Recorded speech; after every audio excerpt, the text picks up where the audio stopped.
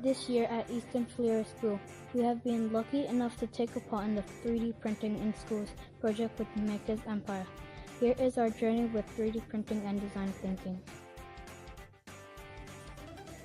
Through the Maker's Empire 3D Printing in School project, we were lucky enough for our students to gain access to the Maker's Empire software, as well as some brand new FlashForge 3D printers. Our first lesson, create an account, sign into our class, and design our hero. By the end of the lesson, we were hooked. Our second lesson, sign in, there was trouble. We have access to all sorts of technology, which is amazing, but also means that we have to remember multiple usernames and passwords. And when a single capital letter is out of place, that means that we can't get in. All of a sudden, our fun lesson turns into a nightmare.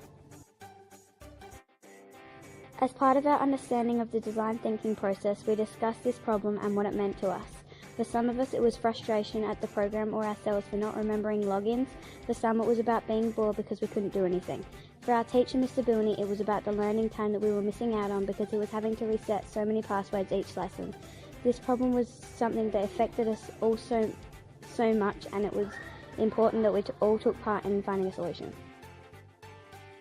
Our next step was to define our question, which we did by coming up with multiple questions about the problem as a class and then picking some keywords to put together.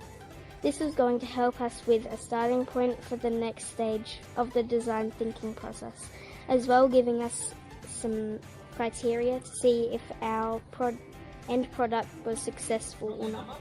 Our question: how do we use 3D design and 3D printing to create an object that will help us keep our login details safe, secure, and close by when we need them?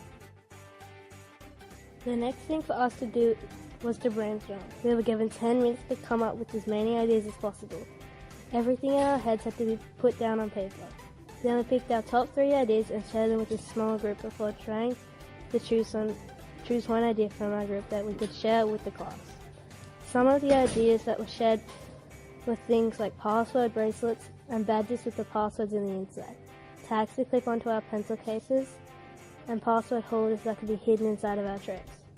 With a selection of ideas to get us started, it was time to move on to the next stage of design thinking prototype. Working either individually or in pairs, we were given an A3 piece of paper to take our favourite idea and get started putting on plan on paper.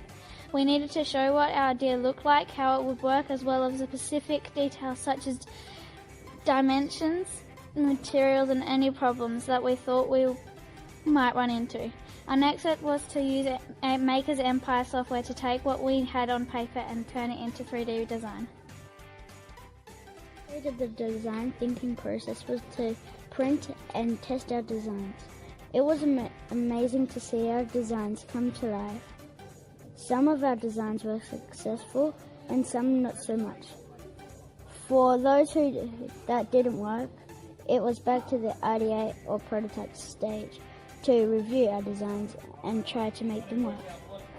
Even though for those that did work, it was a chance for us to review our designs and see if we could make them better.